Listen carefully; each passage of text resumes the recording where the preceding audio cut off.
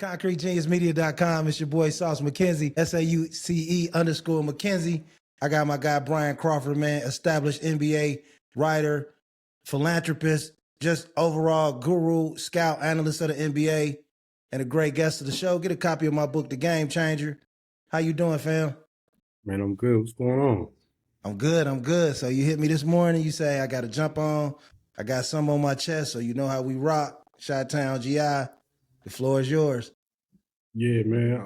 Before I get started, man, I just want to say peace to the boy Kyrie, man. You know, he tore his ACL last night. Man, it's a devastating injury for the boy. So, you know, hopefully, you know, he bounced back and everything is good with him. Man, I just want to hop on, man, because, you know, obviously, you know, there's been this whole talk about the, you know, the face of the NBA, and I don't nobody want to be the face of the NBA. And it's crazy how, like, all these conversations somehow, some way, always end up circling back to LeBron. And, you know, they asked him about it, and he basically said, you know, why would anybody want to be the face of the NBA when all people do is shit on the game?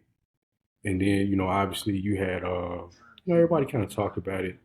But I think, you know, the loudest voice in the room on this particular conversation happened to be Gil's Arena. You know, Gilbert Arenas, Kenyon Martin, you know, those guys, Rashad McCants. And, you know, Gil made a comment the other day where basically he said, you know, if you rank your top 10 players, LeBron James is going to be the only one that you speak negatively about. And I kind of, you know, that shit kind of rubbed me the wrong way, you know, simply because, for one, it kind of misses the point when you say stuff like that. And the reason I say that is because all of the negatives that people have to say about LeBron when they're talking about, you know, when they ranking him or whatever, when those things come out about the, you know, 4-6 finals and, you know, losing to Dallas and all of that stuff, those are not, like, I don't necessarily want to say excuses, but what I will say is those are the things that are tied to his legacy as the reasons why people don't rank him number one. Not why they rank him number two, not why they rank him 3, 4, wherever you put him. Those are the reasons why people can't put him on top of Michael Jordan. And the reason they do that is because these are things that he's tied to his own legacy himself. So you can't have that conversation about where LeBron ranks all time, you know, on the GOAT list or whatever, without bringing those things up, because he is the only one who has shaped his legacy in this way. Like, it's just period, point blank. He has done this, you know. He is the only one out of all of the players who has basically ushered in player empowerment, right? So, you know, he plays out his contract. He wants to jump ship. Cool, you can do that. But in the midst of that, he's also brought players along with him, or he's had management make moves to surround him with certain things. And he's done all these things and he's still lost, right? So you can't ignore these things, right? These are not negatives, so to speak. These are things that actually happen. These are facts. Michael Jordan, you can't say that about him. Kobe Bryant, you can't say that about him. He's the only player that you can say these things about. So you have to bring them up. So to complain that people say these things about him kind of misses the boat, and it kind of also, like, lets him off the hook a little bit, because now you're just ignoring the fact that his legacy is set up this way. He'll probably be the only person, you know, only all-time great player in NBA history where this is, like, the context of his career. Like, he's the only one, and there's nobody else to blame for that, right? So, you know, it's not necessarily, in my opinion, I don't think it's disrespectful to LeBron. I definitely don't think it's negative about LeBron, because why is the truth negative? You know what I'm saying? Like, why is the truth actually negative? Like, you can't say them, like, nobody's saying these things are lies. Nobody's saying anybody is making things up about them. The problem is, you know, people say, well, you know, you say these great things about Michael Jordan and you say these great things about, you know, Kobe Bryant and whoever else, but they say great things about LeBron James too. You know what I'm saying? Like, he has probably been the most, I mean, in my opinion, probably the most lifted up athlete ever, because even when he wins, they'll turn his wins into some kind of, I mean, they'll turn his losses into some kind of, you know, into some kind of win. This is every single time. Like, that doesn't work for anybody else except him, dog. Like, every time he loses, there's an excuse, you know, or there's a reason, or, you know, well, yeah, he lost, but he still did this, and this. All of that's cool, but you can't have it both ways. And like that's kind of like my problem with this whole thing, man. It's like, dude is like seriously protected, and I don't, and it's just crazy that we kind of, it's only him. We only take this position with him, nobody else. And to me, it just doesn't make any sense. And so, when I'm hearing these things about, well, you got to bring up these negatives. No, dog, they are not negative. These things happen. Yeah. Like they actually happen. So it's like, why is the truth so problematic for people? I just don't get that. I don't. It don't make sense. It don't make sense to me at all. Yeah. Yeah. I respect what you're saying. So as far as is Gil's statement, is that what kind of hit the switch for you? Yeah, that hit the switch. It's like, like you always got to say these negatives, but you can't say anything positive. Like, come on, man. And then, we get to this place where everything is negative. No, man, everything is not negative. Everything is not negative, bro. Sometimes it's just true. But I think, what we starting to see is really, I think we kind of starting to see a switch. I had tweeted this the other day and I saw that you liked it or retweeted it. Like, I think we getting to a point, man, where like people are kind of getting tired of this. Yeah. And more people are like speaking out about it, and they're kind of being loud about it. I said this about Stephen A. Smith. Stephen A. Smith is getting to the point where his conversations about LeBron are going soon to be adversarial. It's almost like he tired, he kind of tired of playing ball over there with this stuff. And, and the dialogue is starting to turn. You know what I'm saying? Like now he went from here and people kind of starting to look at him a little bit differently, and you can kind of see it. And it's a gradual thing, but now it's kind of getting a little bit louder. And I think a lot of that is because of the things that he's brought upon himself, a lot of the moves that he's made. People, if we keeping it a buck, dog, people don't really respect, particularly like guys of those older generations, God rest his soul, Kobe. He even kind of commented about it too. People don't really respect the way LeBron went about it, because all of those people that came before him, you know what I'm saying? They climbed the mountain. They didn't take the elevator to the top. You know what I'm saying? And, people are starting to kind of like take issue with that and be louder about it. And I think a lot of that is because of him, because for some reason he just cannot help himself. You know what I'm saying? Like he got to inject himself into almost everything, dog. And it's bad, man. And so now, when people get to the point where they fed up, now they're going to start calling spades. And, when that starts to happen, it's going to be a turn, dog. It's going to be a shift. I'm saying it now. It's going to be a shift. What was your reaction when you heard, we're going to get to the second part, but what was your reaction when you heard LeBron defending Anthony Edwards about being the face of the league and what he faced? What was your initial reaction hearing that? I thought it was bullshit. Like I did, because he said that he came in, he never tried to be the face of the league. Come on, man. Yeah. Like you really want us to believe that you didn't try to come in and be the face of the league? And so, and that's the other point of it too, is like he's got caught saying some like wild, outlandish shit. Yeah. Like that is almost kind of like revisionist. You know what I'm saying? So it's like, that was the first thought. It was because, and then the other part of like people, people shitting on the game or whatever like that. Like, dog, like you are the face of the player empowerment era. That's you. Yeah. You brought that in. You know what I'm saying? Yeah. So it's like, if there's anything wrong with the game or the complaints that people have about it, it's because you ushered it in. Nobody else did this, dog. Yeah. So it's like, you got to own that part of it. You have to own that part of it. Because like I said, all of your predecessors, everybody that came in before you did not do it the way that you did. And you influence other players to do the same thing. Because they looking at you. Because you've been the face of the league. Yeah. So when Anthony Edwards was saying like he didn't want to be the face of the league, to me that was more or less like, it's a heavy burden to carry. Like, and I understand that. It's a very heavy burden to carry. And this is what I said to you about Anthony Edwards, a few weeks ago. It's like, I don't believe he want to win. I just think he like to kill shit. Right? Yeah. Anthony Edwards just want to go out there and hoop, but he don't want people to talk about him. You know what I'm saying? Yeah. He don't want to be all out front like that. And that's understandable. Say that, dog. Yeah. But for LeBron to be like, well, why would you want to do this when, when people shitting on the game? First of all, people have legitimate complaints. Yeah. Say that they don't, it's just like reductive, dog. Like people have legitimate complaints. So it's like, you can't just say people just hating and they being negative, because that's lazy. And it's also reductive. And it also inhibits you from actually listening and paying attention to what's being said. And it's about accountability. unless I'm wrong, but between LeBron and his fans and, you know, whoever the pro LeBron media are, they have never held dude accountable for shit Yeah. ever. Yeah. Yeah. Ever. Yeah. So it's like, come on, man, stop it. Knock it the fuck off. Yeah. Yeah. So great points. And even me, I really was on them about the I can't remember, I don't know if it was 9 or 11, the year that the Magic played the Lakers. If you remember that, Dwight Howard and them beat LeBron in the conference finals. And that was the year it was kind of, they was hyping it to be him and Cole. That was what Cleveland, year? yeah. Cleveland. That was Cleveland, yeah. Cleveland beat Orlando. Cleveland lost to Orlando, but it was really supposed to be the coronation year of Bryan versus Kobe. And the Magic kind of beat him, and his attitude losing that game kind of pissed me off. But I want to ask you, being that you started in print media, right? Do you see with the internet a level of sensationalism from colleagues that report on the NBA? Like, do you see more of a shock value now? Because you guys were more bare bones. It was one opinion.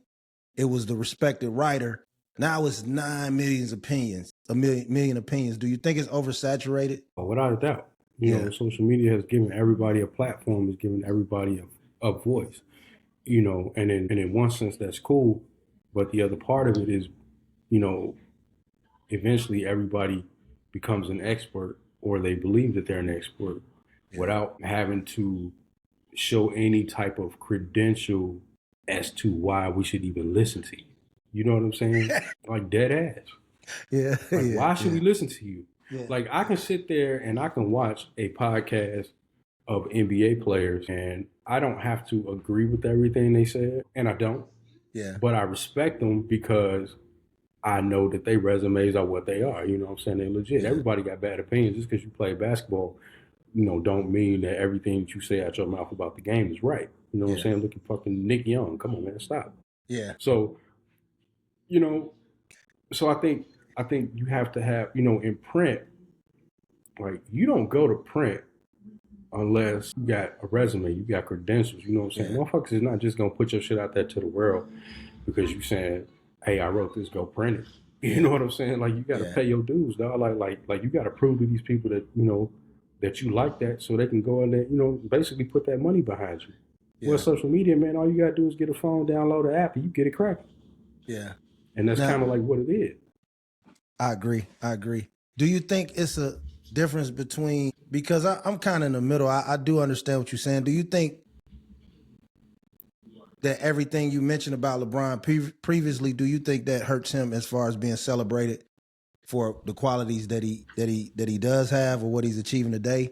Do you think his personality is affecting, like if he didn't have the antics, what could have happened? When did you sour on LeBron James? When did it turn for you? After 2010.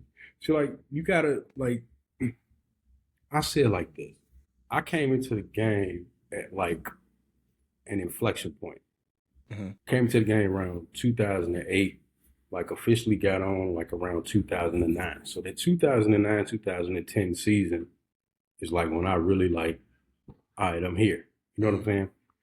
But what also happened in that point was 2010 was the summer of the decision. 2010 was the first year that I ever got printed in Slam.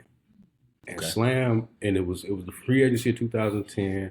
That was LeBron, that was Chris Bosh, that was D Wade. That was the year that Slam put out like multiple covers of these guys in different jerseys. And I had wrote an article on Joakim Noah. The decision, the ESPN show special or whatever, happened on my birthday, July 8th, 2010.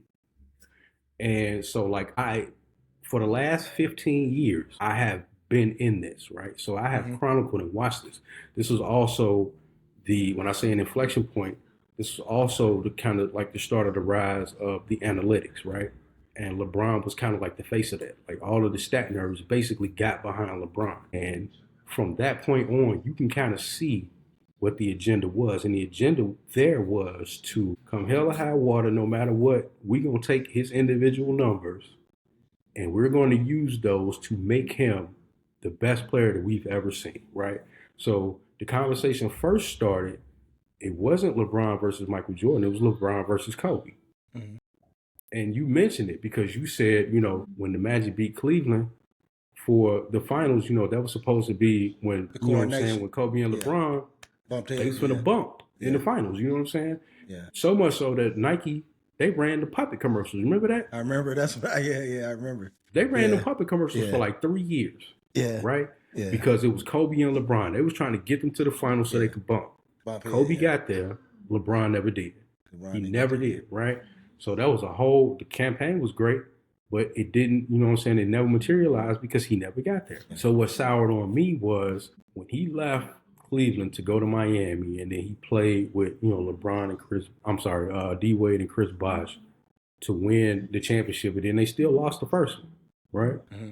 So that's what kind of soured on me. It was like, dog, like, you know, all your predecessors, all these great guys, you know, that you said that you love, Michael Jordan, you know, you come in wearing his number, Allen Iverson, you come in wearing the arm sleeve and the headband and the tattoo, you know, all these guys that you admired, dog, they all did it the same way. Yeah. They stuck it out. They grinded it out. They took their L's. They took their lumps, but they did not jump ship or try to manipulate shit to try to get to the top faster. You know, I call it cheating the game. And I feel like that's what he's been doing ever since he left Cleveland the first time.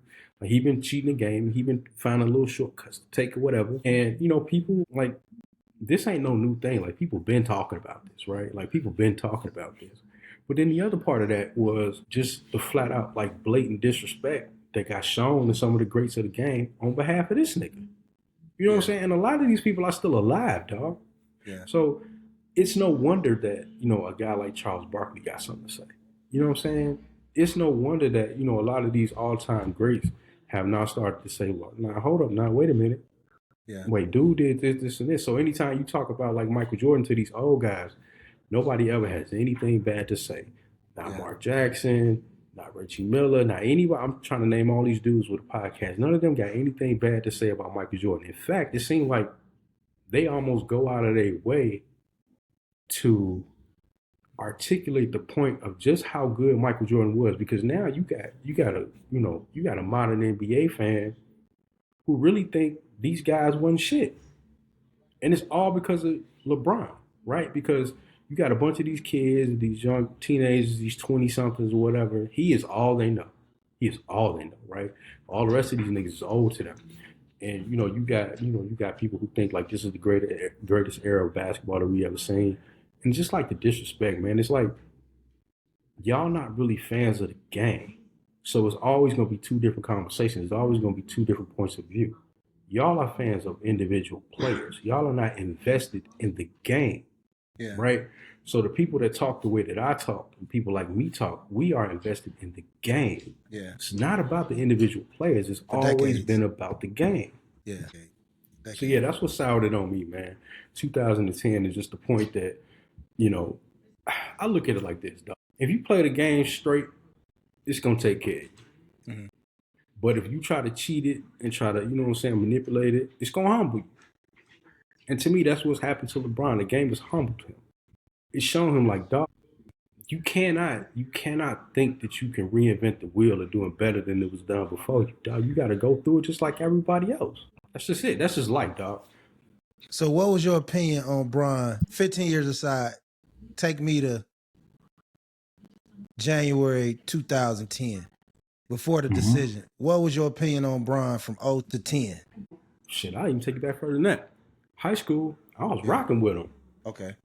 Because, you know, ESPN got a lot to do with this too. They got a whole lot to do with this. I'm gonna actually send you an article that got written years ago. Deadspin, which basically said, you know, ESPN, they kind of got out of the news business. Like, if you remember ESPN from back in the day, like, it used to be like a news outlet. Like, they had like real sports writers. You know what I'm saying? They had like real journalists. Yeah. Like, we came up on the ESPN where they was actually educating people about the game, right?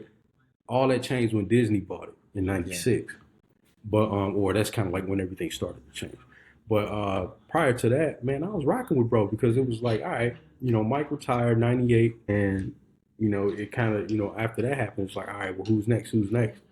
And then they go all the way down to high school and they find this kid from Ohio. And I had heard about him, you know what I'm saying, being in Chicago, whatever. He had came through, you know what I'm saying. He used to hoop or whatever. So it was like, damn, 6'8", he could do all this shit. He might pass Mike. Let me see it, you know what I'm saying? Let me watch this, right? So I was rocking with him. You know, when he made it to that finals the first time against the Spurs, I never held that against him. And I still don't to this day. Like, bro, like you did your thing to get there. Like that Detroit series, like, nigga, you did that. Like, I can't even front. Like, you did that. And I was like, man, okay. You know what I'm saying? We might be on to something. Yeah. But then, you know what I'm saying? Like, I started to see, like, just little shit about him. Like, you know, when you play the game, there's certain things that you could pick out and you can see that maybe the average viewer can't catch. And, you know what I'm saying? I started to see, like, little things that I didn't like. Like, you know, it seemed like to me, and this has been mentioned before, like when the lights got brightest, he shrunk a little bit. You know what I'm saying? Like he didn't elevate his game. He kind of like fell back. And I ain't really like that. But then like that series when Boston was beating him up, and I never forget this, he walked through the tunnel and he took off his jersey and he threw that motherfucker on the ground. Remember that? I think that was the last series. Yeah, that was the 09. That was 2010, April 2010, the playoffs when Boston put him out. Yeah, can you hear me? Yeah, I can hear you, fam. Yeah, so like when he did that, and I was like, man, did this nigga really just quit? You know what I'm saying? Like that's kind of like how I took it. Like, bro, like he quit. And so like it was that point on, like he was starting to show me like little things that I just really didn't like. Yeah. And it's been like that ever since. Like you know what I'm saying? Like I'll say this. When they speak about LeBron, nobody ever really like diminishes his skill, right? Nobody says anything bad about his skill. Nobody ever says anything bad about him being a father. Nobody really ever says anything bad about a businessman. But his character as a basketball player and the way that he's moved as a basketball player, it's been kind of sketchy, bro. Like straight up, it's been sketchy. Yeah, like, and that's I've always respected your opinion on it. Go ahead. Like, you know what I'm saying? It's just the type of shit that like, if you're a real nigga, man, like you can't respect no shit like that. Like you can respect him as a player, but like some of these things, especially like if you hoop, it's a lot of things, dog, that just, you know what I'm saying, give people the side eye. So when we talk about like this GOAT debate and this GOAT conversation, I give LeBron this. He has had the greatest career of any basketball player in history, without question. Okay. Greatest career, without a doubt. But the greatest basketball player, he is not. I like to ask, I want to go back to what you said about ESPN and the sensationalism. Do you think the first time the ESPN threw it out there and said, hey, you know what?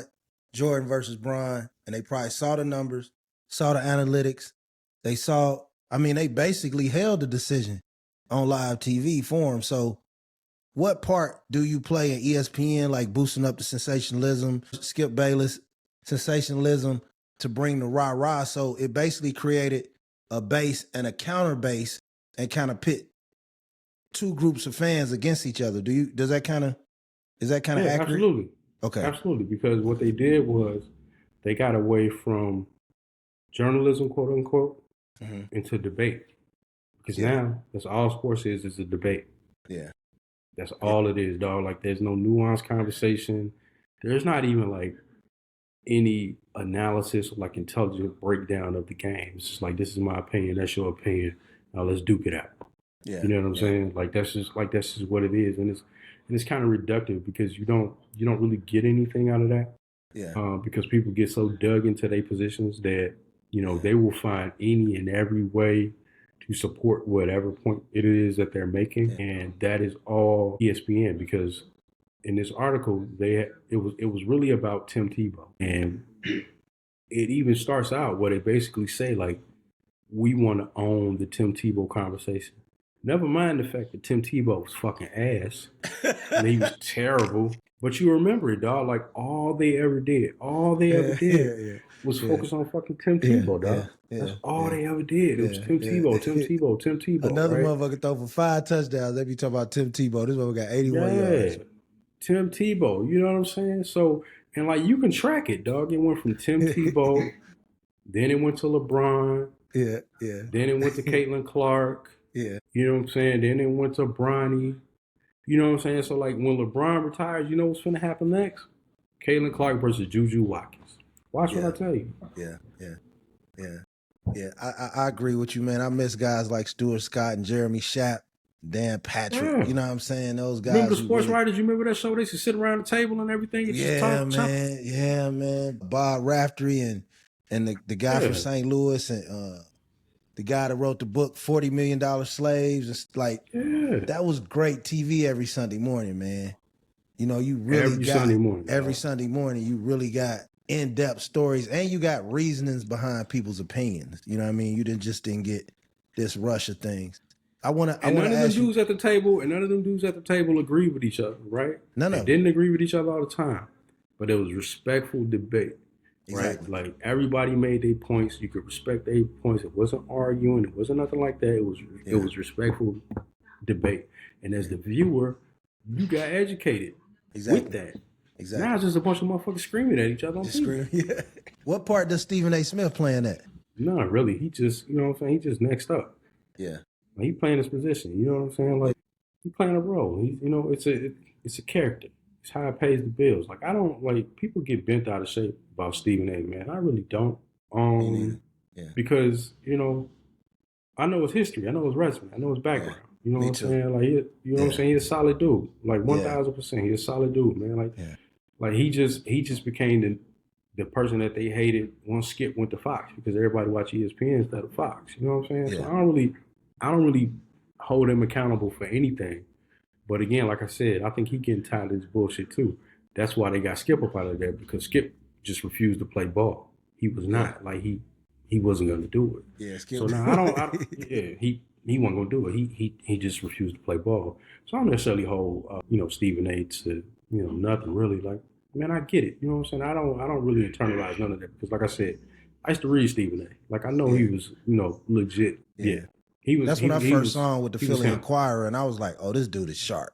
You know what I mean? Yeah, this dude he's the next one up behind the William C. Rodens and all them kind of guys. Yeah, you know what I'm saying? The Hunter S. Thompsons and all them cats. Like, you know what I'm saying? Like, he was climbing that ladder, right? Yeah. So like, I respect that. Mike Wilbon, that's my OG. You know what I'm saying? So it was like, man, I ain't got, because I came up off these dudes, right? But it's like this modern era. They only know Skip from TV. Oh, I'm sorry. They only know Stephen A. from TV. They ain't never read a word that he wrote. Yeah. You know what I'm saying? He's a brilliant writer, man. Brilliant sports writer. It's different. Yeah, it's different. It's different. I got two more LeBron questions. I want to pivot to a couple of things before we get out of here. So one with Barkley, right? I know we're about close to the same age. I believe I'm a little older. What's the difference between, do you hold Barkley for any smoke? Are you old enough to remember when he wanted out of Philly? Mm-hmm. And when he went to the Suns? So is that comparable to anything jumping ship like the heat that LeBron gets for, or is that a different situation? He got traded. But he forced it. He got traded. He wanted out of Philly. He was tired of them. They was tired of him. Mm-hmm. You know what I'm saying? So he got traded, right? So it's like he didn't. I mean, yeah, he forced his way out, but I mean, going to Phoenix wasn't necessarily a guarantee of anything. You know what I'm saying? Like, he took that team to the finals. If anything, it just shows you like how great he was as a player. His beef with Philadelphia is like, they didn't, you know what I'm saying? They didn't try to build around him enough, and that team was always bad. Like, they couldn't really get over the hump. Yeah, the front office was horrible. Yeah, the front office was horrible. Front office in Philly has been horrible, like historically bad. You know what I'm saying? So I ain't really got no smoke for Chuck, man. Like, why would I? I remember him saying, I can't waste my best years with this. So Phoenix, now don't get me wrong, Barkley was my favorite player, so he had a MVP season when he got to Phoenix. But they also had KJ and Marley, but I do think he took him to the next level. Yeah, I think he took him to the next level.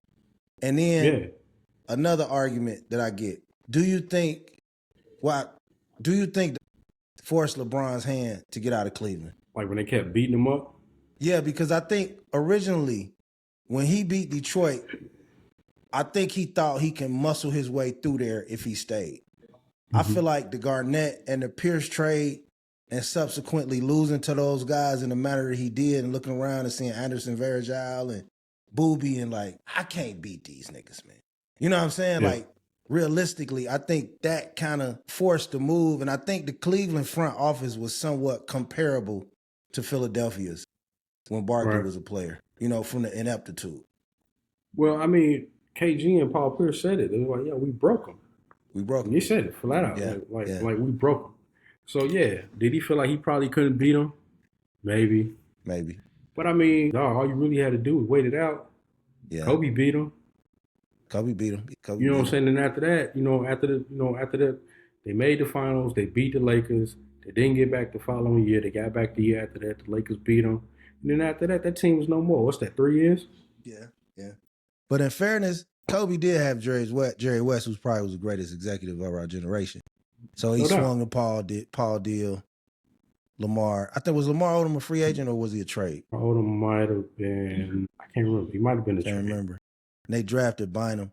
So I see everything you're saying, but I also think that I always ask myself, if LeBron would have stayed in Cleveland to this point and be leading the league in scoring and maybe was 0 for 3 in the finals, would people respect him differently without a championship? Did Barkley get disrespected?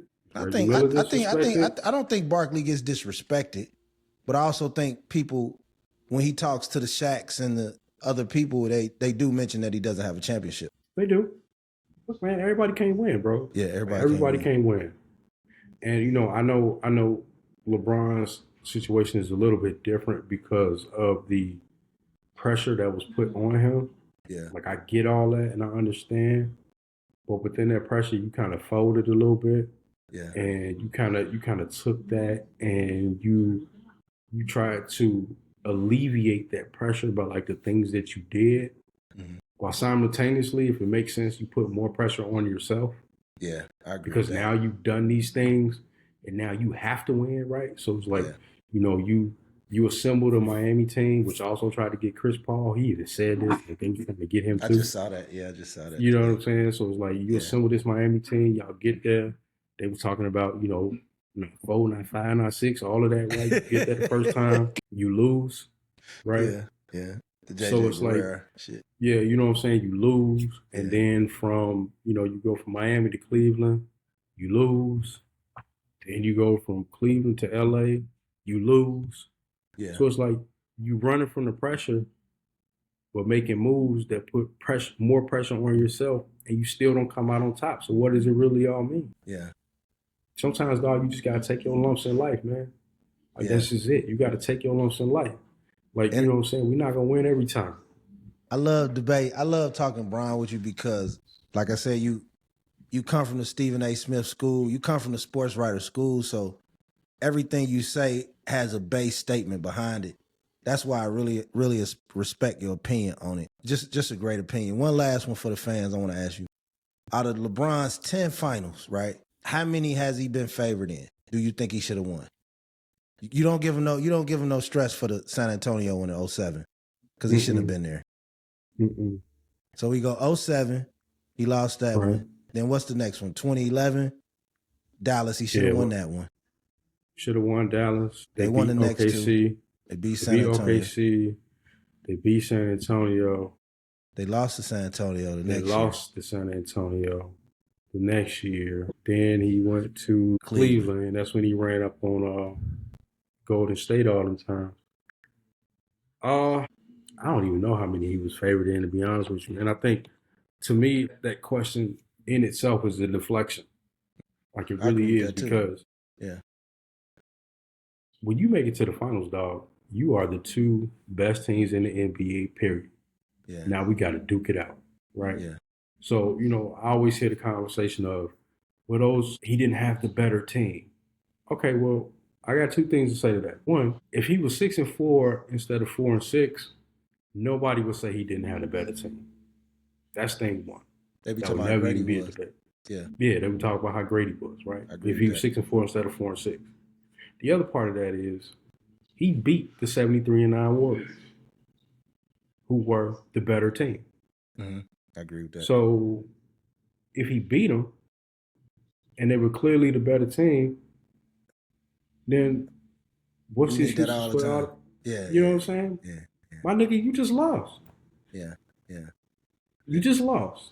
Like, that was it. Like, so it's like it's all these little built-in excuses. Like, Every time he loses, it's always an excuse. And they don't do that for nobody else, dog. I can't remember a player that they've ever done that for. Every time he lost, there was an excuse for it. There was a reason behind why he lost. And the reason behind why he lost was, and it's always the same thing, he didn't have enough. Well, shit, he had enough to get there. Yeah. That don't make no sense to me. Yeah. And like I said, beating the 73-9 Warriors invalidates all that other shit, dog. It does. Yeah. To me. I see your point. I respect your point. No, that's good shit, man. That's good shit, man. I like it. I like it. I want you to talk about you see the story on Anthony Edwards. Anthony Edwards went to court, filed a motion. He went to court. You know, he got the Aisha Howard. He had a baby by her. She's 38. He's 23. Mm-hmm. She got the baby by a little baby. You know, when he got her pregnant, he sent a text and said, I don't want the baby, get an abortion. She was like, you can't do that. Babies are more important, precious, and all that. And so she had the baby. I guess she tried to move to California to get more money, but Georgia was like, nah, come on back. So Anthony Edwards went to court and filed a petition and said he don't want to have nothing to do with her or the baby. He's just going to pay child support. That just came out today. So I think he got either 4 to 5 children, but I think 4 different women. So, man, I'm really starting to sour on this young nigga. I ain't gonna lie to you. I am. This nigga's an idiot, man. Yeah. Like, he really is. Like, he is cringy to me. Damn. Like, I see this nigga, dog, and, like, I get embarrassed sometimes. I ain't gonna lie to you. Like, because he just do and he say shit that just, it's just too much nigga shit. Like, I get it, dog. Like, I get it. Trust me, I do. But, man, fam, it's a time to turn it on, and it's a time to turn it off.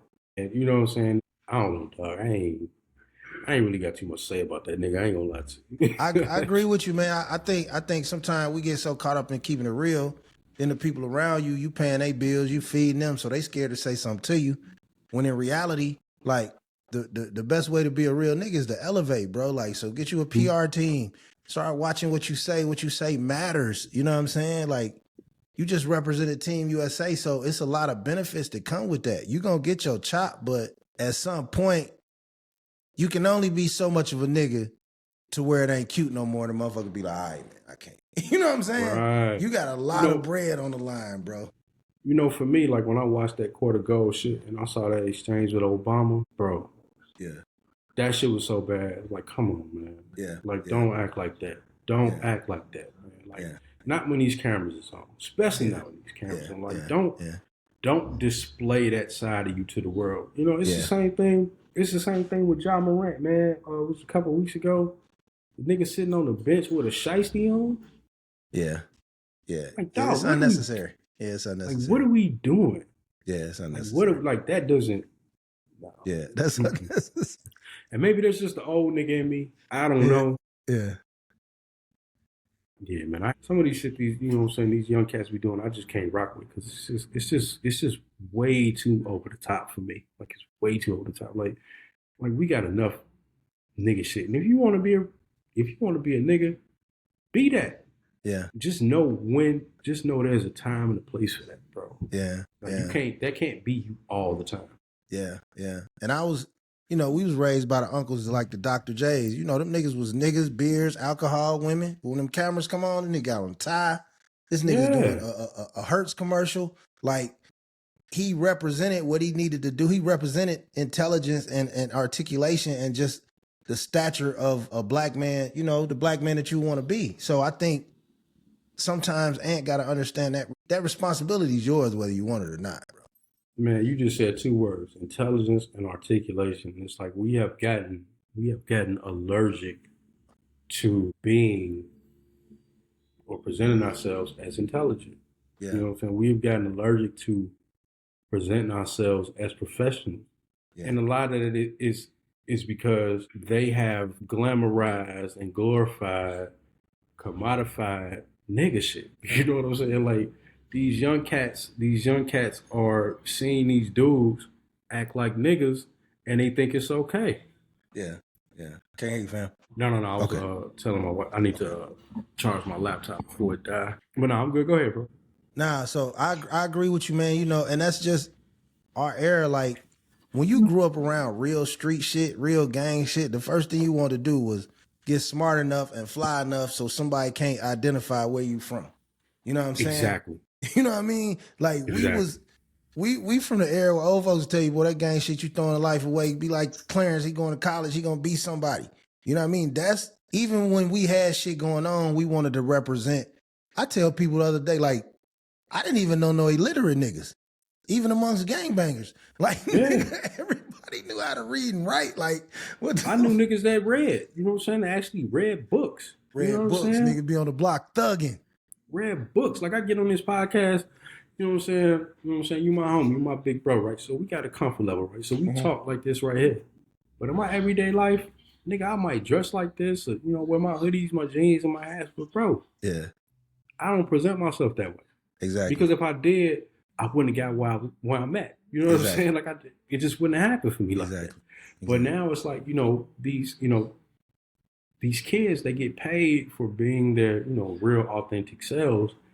And so it's like, all right, so if he can do it, I can do it too. Yeah. It's really how you move and shake like that, bro, because that shit right there will be the exact justification they use to take your ass down, to take you back to where you came from. Exactly. It's almost like being niggerish has become a costume for motherfuckers. Yeah. You know what I mean? It's been co-opted. You know what I'm saying? It's been cosplayed. You know what I mean? Like, I wrote something today. I had just posted the Brandon Ayuk dude. He made a post on Facebook. And I'm like, why is these niggas trying to type and write they shit out like ESTG, bro? You're not a street nigga, bro. Like, you're a football player. Write a literate, you know, a legible sentence. Like, that's not, you don't talk like that. You know what I'm saying? But you think it makes you look cool or look dumb. You know what I'm saying? Basically, like, I get on here all the time. My homeboys be laughing. I tell man, I'm not ashamed to be a nerd, nigga. I read, I watch shit. I want to be as intelligent as I can be at all times, because that's never affected my gangster. If anything, it's to enhance my gangster, allow me to move around, meet people of different ilks, and create bonds and relationships. And that's what they don't understand, bro. Nah, man, they don't get it. And I say that, and I've been saying this for years, man. Everybody want to be a nigga till the police get caught.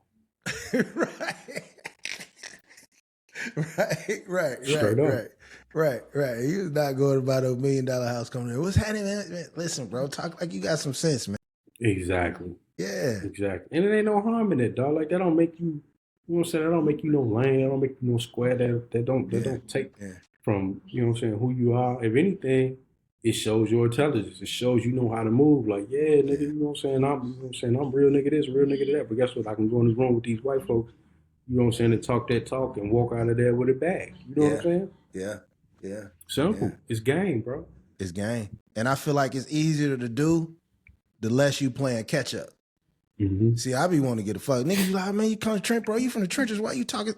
Nigga, do niggas catch flights to Vietnam after they get out of Vietnam? Nigga, I'm done. Right. like I don't have to portray an image of what I've been through to show you who I am. You know what I'm saying? Right. And I just it bothers me with young black men when I see that, man. You know what I mean? So just like the kid out there. We all trying to get out, man. And like, once you get out, you want to stay out. You know what I'm saying?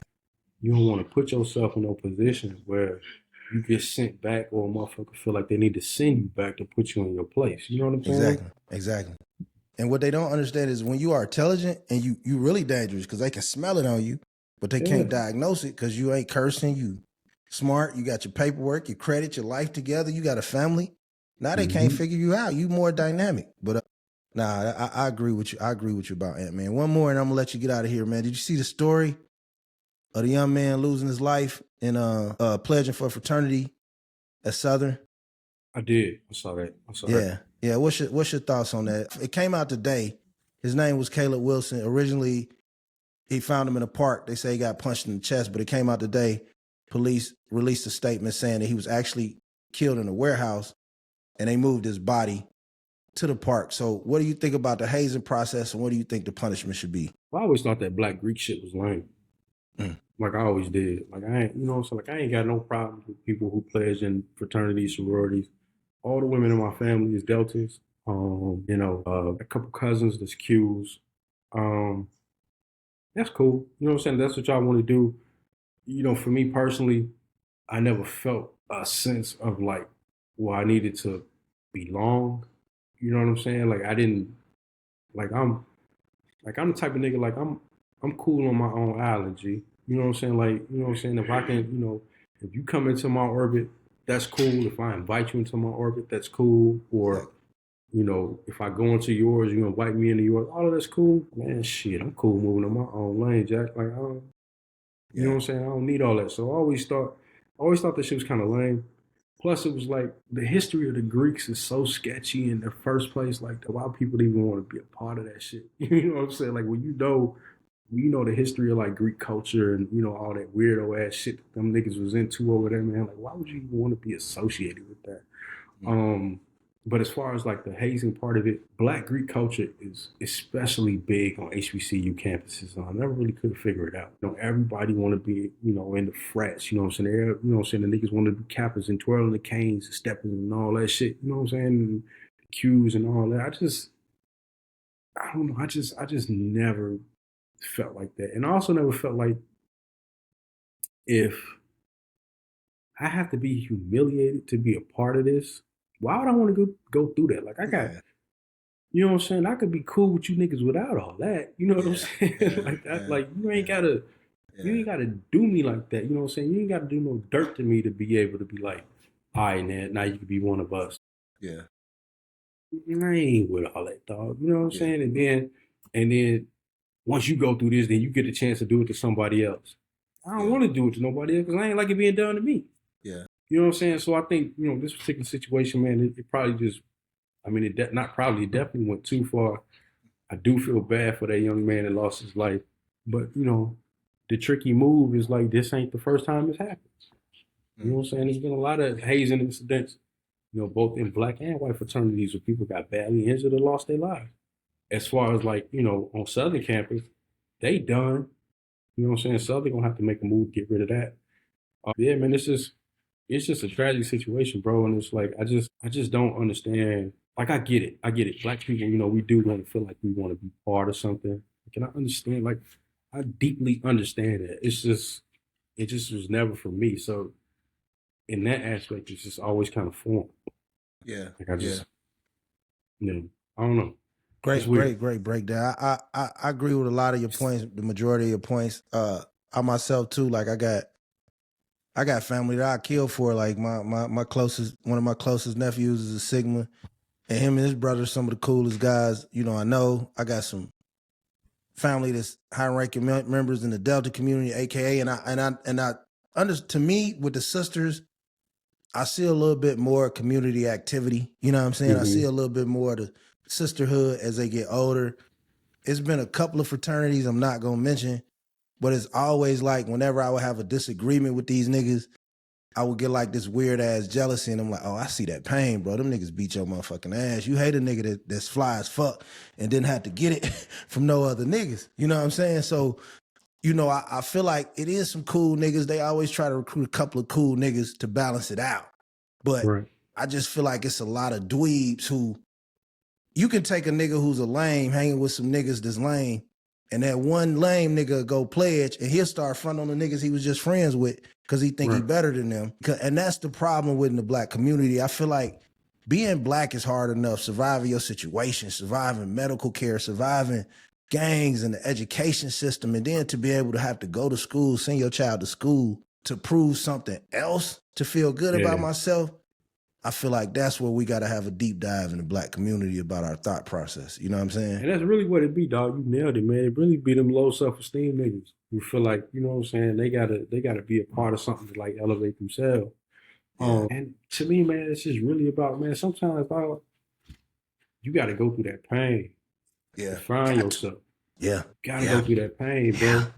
Yeah. Like you know what I'm saying? And I could speak to that, man. I had to go through that pain, man, to get to like where I'm at, you know what I'm saying? To get to like where I'm comfortable with me. You feel me?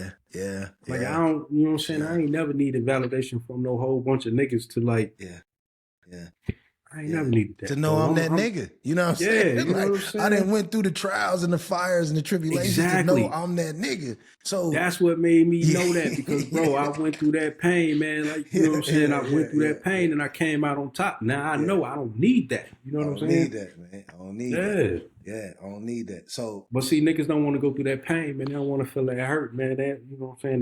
They don't want to. It's a grind, just like everything else, dog. It's a grind, man. You got to go through that, man. Yeah, I don't never want a nigga to be like, because to me, even in the streets, in the game, like, nigga, I don't want to be tied to a nigga that I feel like is a lame. I want every nigga I feel like if it's cool, it's organic, it's cool. Like, I don't owe you nothing if I don't respect you, or vice versa. Right. I don't want no respect just because I did something in Miami and Florida at Florida A&M and you did something at Arizona State. And now we got to have this brother. Nah, that ain't no brotherhood. To me, the brotherhood is the blackness, is the melanin, if we being honest. But we looking for other reasons for the brotherhood. And then this one last point before you go. Like, I feel like I ain't never got into a fight and beat up a nigga and said, take your motherfucking drawers off.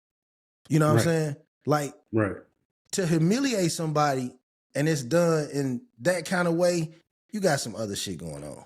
You know what I'm saying? Like, it's nothing a nigga can do. Listen, man, I'm the type of nigga, like, I'm going to keep it real with you, dog. Like, if I play as a fraternity, right, and you haze me and you know what I'm saying, you humiliated me, I'm going to feel a way about you for the rest of my motherfucking life, nigga. I ain't never going to be cool with you. Exactly. Never. Exactly. It ain't going to be no brotherhood, nigga. Yeah. What you mean? Yeah. You did this. No. Dog, because if you really gave a fuck about me, you wouldn't have put me through that, bro. Yeah. Like, at what point does brotherhood, like, how do you get brotherhood out of humiliation? Out of making a nigga wear a thong.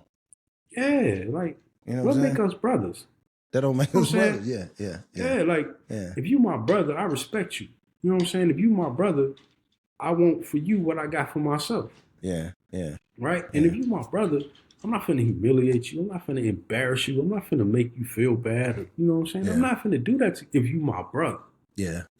Now, if I don't give a fuck about you, then I might treat you like that. Yeah.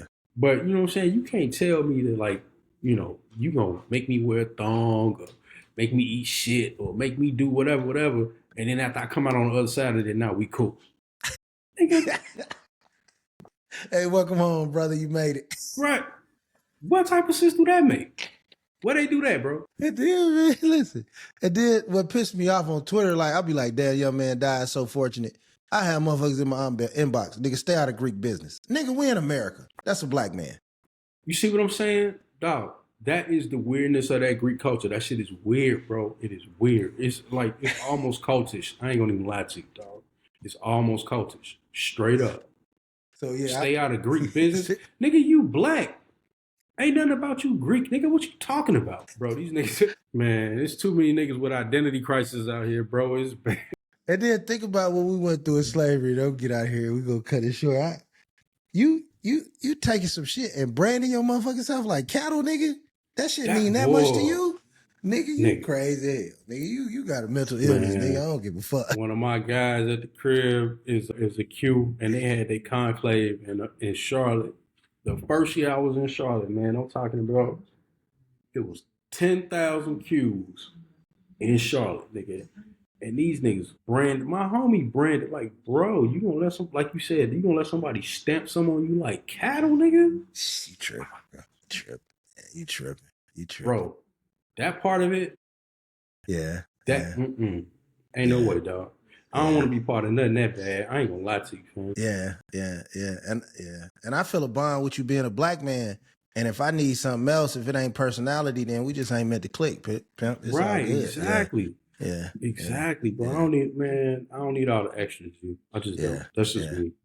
Yeah. Basketball the same way. It's like an unofficial fraternity. You know what I'm saying? You hear all the rookie hazing and all this other stuff.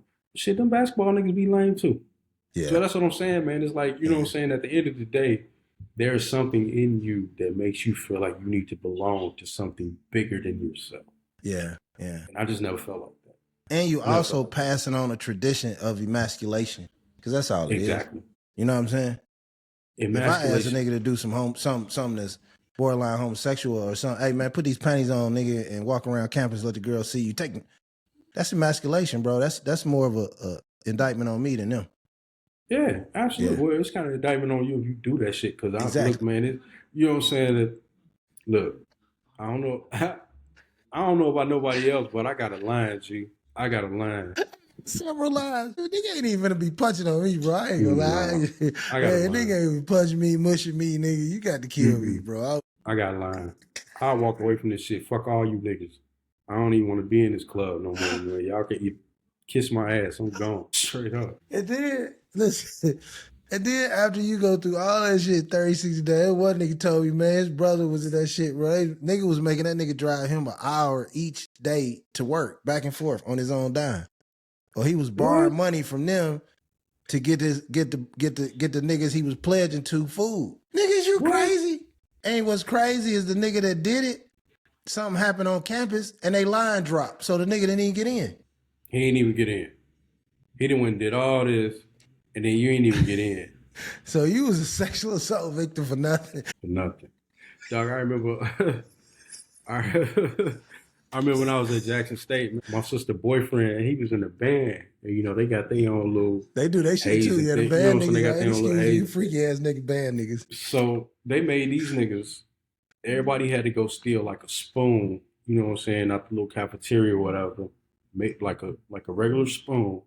They made these niggas with this spoon the entire time that they was pledging. Every day they had to go out there and dig this hole with the spoon, dig this hole with the spoon, dig this hole with the spoon. Big dumbass hole with a spoon that they fill with water to eventually throw these niggas in. Why? Yeah, why? Like what? And niggas will tell you all type of shit. And I'm looking at this shit like, now I'm young just like everybody else, right? I'm young just like everybody else. But I'm sitting there thinking, some niggas just digging a trench, fam. Them niggas just taking ladles, soup ladles, and not even a soup ladle, my nigga. A spoon. Like a spoon you eat a bowl of frosted bowl of cereal with. Thank you. Yes. A hole. You're talking about a teaspoon. A teaspoon. Bro, that was the dumbest shit I had ever heard. It was insane to me. I'm like, dog, are you doing this to blow a trombone, nigga? Hey man, that's to be in the band. To be in the band. Hey man, but niggas, if I see my son on the ground digging the dirt with a spoon, man, I'm gonna beat the shit out of that nigga. Bro, ain't nothing that serious, man. Ain't nothing that serious, bro. I don't want to be a part of it. Father. I swear, I don't want to be a part. Son, I don't want you to feel like you got to be a part of something that bad. So you got to go out there and do that, bro. Nah. To let a nigga bend over. Listen, I'm from a generation, we had to get pals in high school, and they were going to call you mom and daddy. They was going to beat shit out you anyway. And when I got to like 6th grade, I'm like, hey, you know what, nigga? I ain't taking no motherfucking paddles, nigga. I can't do it. You know what I'm saying? I'm 12. Yeah. So I can't imagine being 19, 6'4", 250. Touch your toes, big dog. It's time. Crazy.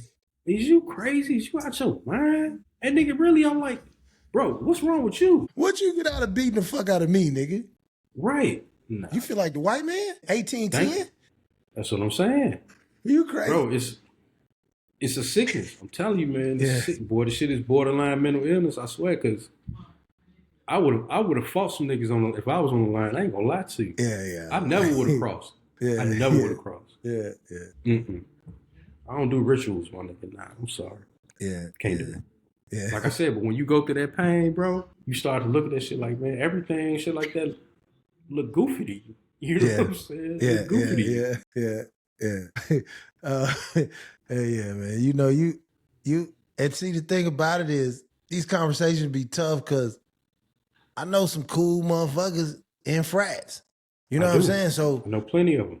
Yeah, it's just like talking about, you know, or talking about any race or any stereotype. So I'm not talking to nobody I love, you know what I mean? Like, I understand who you are. And I also know a lot of cool niggas who they done made deals with, like, hey, bro, we just need you in here. We gonna take it easy on you.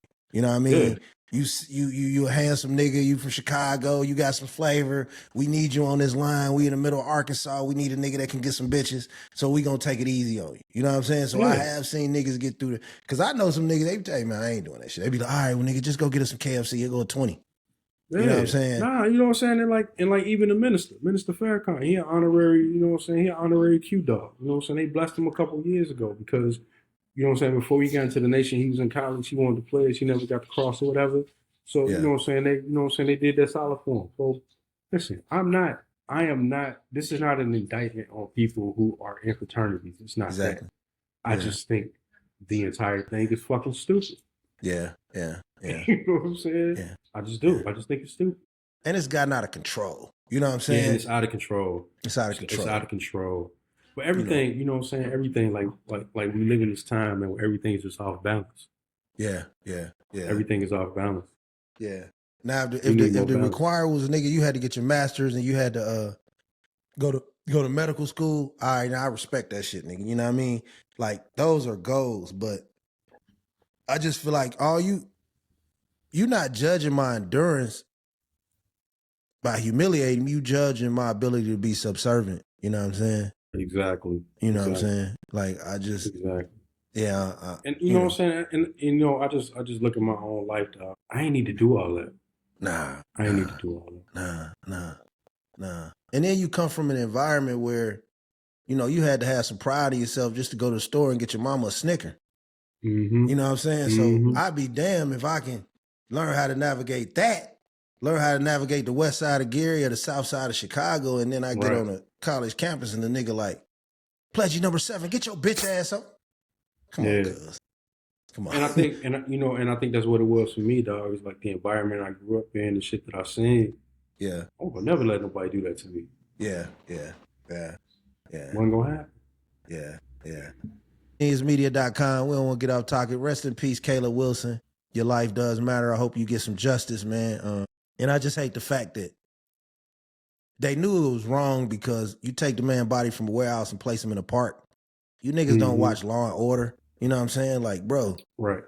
You making the shit worse. Right. You know what I'm saying? You covering it up because you know you done fucked up. You know you done fucked up, bro. As soon as he died in that warehouse, hey, Steve, you got to take this one. 911, boop. You know, and what that also tells me is like, he was their whipping boy, and he had been for some time. Yeah. And they just, you know what I'm saying, and it just went too far, you know what I'm saying? It's definitely a tragedy. I know they ain't mean to kill the brother. I know that, but you know what I'm saying? Like, he was their whipping boy. He was their whipping boy. Like, that's what it was. He was their whipping boy. Yeah, it's sad. Hopefully we can kind of come to some agreement. My goal is always to get to a point where we never gonna grow until the movement is just universally being black. Yep. You know what I'm saying? I was about to say that. It's got to be black first or nothing. Yeah. Not your sexuality, not your fraternity, not where you from, not your degree, but just the fact that you black. Yep. You know what I mean? So, yeah, I agree with you, fam. 1000%. Good shit, man. I'm going to let you get out of here, fam. Get this up for you. I'm glad you was able to get that off your chest, man. I appreciate you trusting me, you know, with your thoughts and shit. You know how we rock, man. Let's do this again very soon. And stay up, keep the app open for me. You know how we get out. My man. All right, one love, G. Yep.